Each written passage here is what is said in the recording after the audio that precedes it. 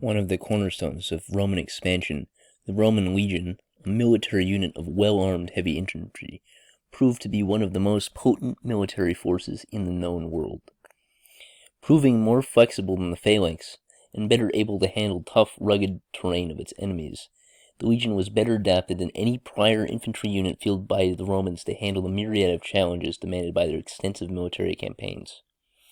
Nonetheless, the legion also kept the strengths of their Greek forebears, including the intense and systematic drilling and discipline exhibited in Greek and Macedonian armies fielded in bygone eras. But the legion's successes also lay in its physical accoutrement. The Roman legion was often better armed, especially in later stages of the Republic, than its enemies, giving them an edge on the battlefield. Often cases, the heavy armaments of the Roman legion, namely their heavy shields, helmets, and body armor, gave them a serious advantage over their enemies, who often only had shields in long-term engagements. Yet another key to the success of the legion lay in the psychology of the Roman state itself. The Romans were more willing in the long run than their enemies to absorb long-term losses, as is illustrated in their handling of devastating military losses at the hands of such preeminent generals as Hannibal and Pyrrhus. Yet the Romans' intense grit and desire to succeed in the long run was also matched by an equally intense curiosity about the military practices of their neighbors.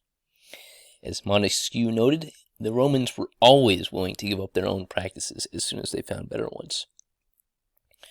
The latter practice of reverse engineering the weaponry and tactics of their enemies can be testified in such key weapons as the gladius, borrowed from the Iberian tribes of modern southeastern Spain, the quinquereme, a type of warship developed by their early rivals, the Carthaginians, as well as the gear and tactics of their heavy cavalry and mounted archers, both of which were borrowed from the Parthians and Numidians respectively. These latter strengths in particular made up for the inconsistent quality of military leadership often exhibited in the earlier Roman campaigns. Only the intense military and civic culture showcased in the Roman legion gave the Roman military consistent motivation and cohesion to properly pull through difficult, poorly strategized campaigns.